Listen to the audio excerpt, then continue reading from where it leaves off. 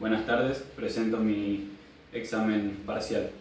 Universidad Abierta Interamericana, sede Centro, carrera Licenciatura en Administración, turno noche.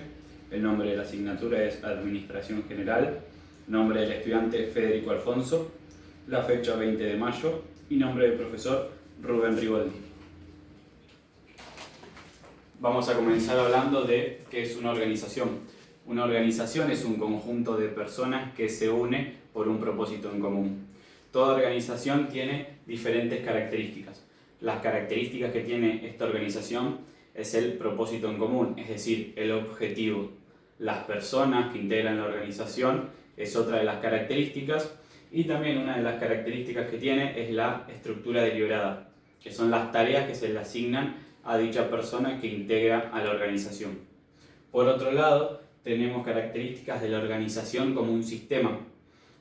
En esto encontramos a la permeabilidad, que es la influencia que recibe del exterior, la complejidad, que es la incertidumbre ante diferentes factores que pueden transcurrir. Un ejemplo claro es lo que pasó con el COVID-19, cómo tuvieron que actuar las diferentes organizaciones ante esta pandemia.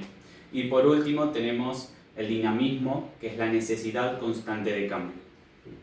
Por otro lado tenemos los conceptos constitutivos, donde encontramos a la asociación humana, el origen volitivo y contractual, que es el compromiso de las personas por la organización, el accionar colaborativo y la finalidad en común, que es el propósito por el cual se integra dicha organización. Por otro lado, como tenemos conceptos constitutivos, también tenemos factores en los cuales se mencionan la división del poder, la existencia de uno o más centros de poder y el reemplazo y sustituibilidad de los diferentes empleados de las organizaciones. Todas las organizaciones pasan por diferentes procesos. Uno de esos procesos son en la toma de decisiones. ¿Qué es una decisión? Una decisión es elegir y optar entre una o varias opciones. El proceso en la toma de decisiones que una organización atraviesa es, en primera instancia, identificar el problema. Una vez que se identifica el problema, se elaboran diferentes alternativas para solucionar dicho problema. Una vez que se encuentran elaboradas, se las analizan y se las invierte en la práctica. Una vez que se invierte en la práctica estas diferentes alternativas, luego se evalúa si fueron o no eficaces. Tenemos diferentes condiciones para el proceso de la toma de decisiones, los cuales pueden ser positivos o todo lo contrario. Por un lado tenemos la certidumbre, que la certidumbre es donde se sabe el resultado que se va a tener, y totalmente contrario a esto es la incertidumbre, donde no se sabe lo que va a pasar ante las diferentes tomas de decisiones. Y por último está el riesgo, donde existe la posibilidad de fracasar. Como hay procesos en la toma de decisiones, también tenemos procesos de cambio. Los procesos de cambio dentro de una organización se dan en la estructura, en la tecnología, en la estrategia y en el personal. Los cambios pueden ser por dos tipos de fuerzas, externas o internas. Las fuerzas externas se deben a un pedido de un cliente, a nuevas tecnologías dentro del mercado, diferentes factores económicos o nuevas leyes gubernamentales. Y las fuerzas internas que generan un cambio dentro de una organización pueden ser por una nueva estructura organizacional dentro de la empresa, nuevos equipamientos o si no mismo por el comportamiento de los empleados en cuanto a las tareas que realizan. Estos cambios lo que generan es una resistencia. ¿Por qué generan una resistencia? Porque al personal de la empresa que atraviesa estos cambios le genera una incertidumbre. No se sabe lo que va a pasar. No tienen claro cuál es su futuro. Otro punto clave en la resistencia al cambio es la pérdida de los hábitos de los empleados o los no beneficios que van a tener cuando transcurre un cambio. ¿Cómo podemos reducir esta resistencia al cambio? Es a través de la comunicación y educación, a través de la información, del apoyo hacia los empleados o sino mismo de la manipulación y cooptación, como también así de la coerción. Vamos a hablar de la responsabilidad social. Toda organización tiene diferentes responsabilidades y la responsabilidad social empresarial tiene dos perspectivas. Una de ellas es la clásica, donde la organización cumple con todas las responsabilidades que regulan las leyes gubernamentales, es decir, cumple con las leyes de seguridad e higiene, cumple con las leyes que regulan y defienden los derechos del trabajador, pero con lo justo, no hace ni más ni menos. Y por otro lado, tenemos la perspectiva socioeconómica, donde además de cumplir con las leyes gubernamentales, la organización hace un poco más. Por ejemplo, lo que puede realizar son campañas en contra de la violencia de género, puede realizar programas de voluntariado donde los empleados una vez al mes colaboran con diferentes hogares de niños, ¿no? Esas son las diferencias entre la perspectiva clásica y la socioeconómica. Dentro de una organización tenemos el área de recursos humanos, que es uno de los sectores más importantes, debido a que mantiene la comunicación constante con el empleado. Dicho sector lleva diferentes procesos administrativos. Uno de esos procesos administrativos es la identificación, donde se planifica, se recluta o se destituye al empleado y se lo selecciona. Esto es para las diferentes tareas que va a realizar. Otro de los procesos es donde se proporcionan habilidades y conocimientos. ¿Qué quiere decir? Se le hace al empleado una inducción de lo que es la empresa y luego se lo capacita con las tareas que va a realizar. Y por último, tenemos la retención. En la retención encontramos 3 puntos claves. Está la administración del desempeño, donde se evalúan las tareas que da la empresa y que realiza el empleado. Esto se mantiene en una misma línea para así poder optimizar los tiempos. Tenemos las remuneraciones y prestaciones, que es donde el empleador le otorga diferentes beneficios al empleado. Por ejemplo, día de cumpleaños libre, canastas frutales dentro de la empresa, diferentes eventos corporativos que mejoran la comunicación interna. Y por último, tenemos el desarrollo profesional. Esta hace referencia a un empleado que está dentro de una empresa ya por un largo plazo, además de poder desarrollarse y crecer de manera económica, también crece de manera profesional.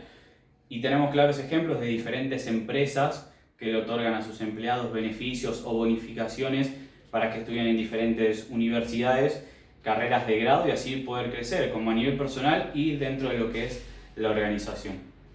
Una vez ya hablado y explicado lo que es la organización, vamos a explicar las diferentes escuelas de la administración. En primer lugar tenemos la escuela de la administración científica, donde aparece Frederick Taylor, que fue considerado el padre de la administración científica y donde explicó 4 principios de administración. El primero es la organización científica del trabajo. En este punto son actividades que reemplazan tareas ineficientes o métodos ineficientes, ya sea en tiempo, en herramientas, en operaciones y demás. Por ejemplo, una persona que hace cálculos en Excel, que junta datos en Excel para hacer cuentas, en vez de juntar los datos de manera diaria, dentro del Excel se puede crear una macro que se juntan los datos de manera automática y el tiempo que el empleado pierde juntando datos los puede invertir analizándolos. El segundo punto en los principios de la administración que planteó Taylor es la selección y entrenamiento del trabajador. En este punto habla de que se selecciona al trabajador correspondiente para las tareas correspondientes. Esto lo que va a generar es un bienestar a la hora de realizar las actividades. El tercero de los puntos es la cooperación de los directivos y de los trabajadores, donde el empleador y el empleado deben tener el mismo compromiso. Y dice que quien más trabaje, más va a ganar. Y así se evita la simulación del trabajo. Por ejemplo, en un call center de ventas, la persona, es decir, el operador que más ventas realice durante el mes, una vez que se le deposite su sueldo, también se le van a depositar comisiones en base a esa cantidad de ventas que generó a lo largo del mes. Así se está evitando la simulación del trabajo y se genera una ineficacia a la hora de trabajar. Y por último tenemos la responsabilidad y planeación de los directivos a la hora de realizar el trabajo, donde menciona que los directivos se deben responsabilizar por la planeación sentimental de las tareas, mientras que los operarios se van a encargar de lo que es el trabajo manual.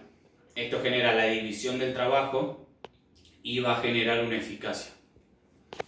Luego tenemos la Escuela de Administración General, donde aparece Henry Fayol, y tiene 6 funciones básicas.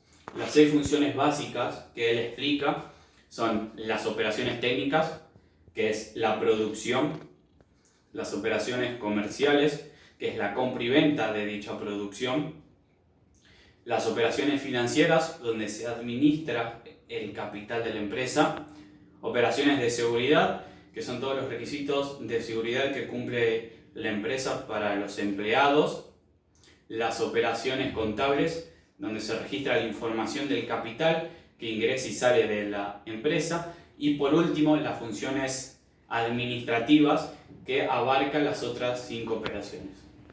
Y por último tenemos la Escuela de Dimensión Humana, donde aparecen diferentes comportamientos organizacionales y donde varias personas como Owen han aportado sus pensamientos que mencionan el ámbito ideal para trabajar o las pruebas psicológicas que se aplican con los empleados, el aprendizaje que este genera dentro de una empresa, la cooperación que pueden tener con sus pares, los actos o actividades que realizan, cómo es que se comporta una persona, ya sea de manera individual o de manera grupal, cómo una persona puede surgir como líder frente a un par realizando la misma tarea.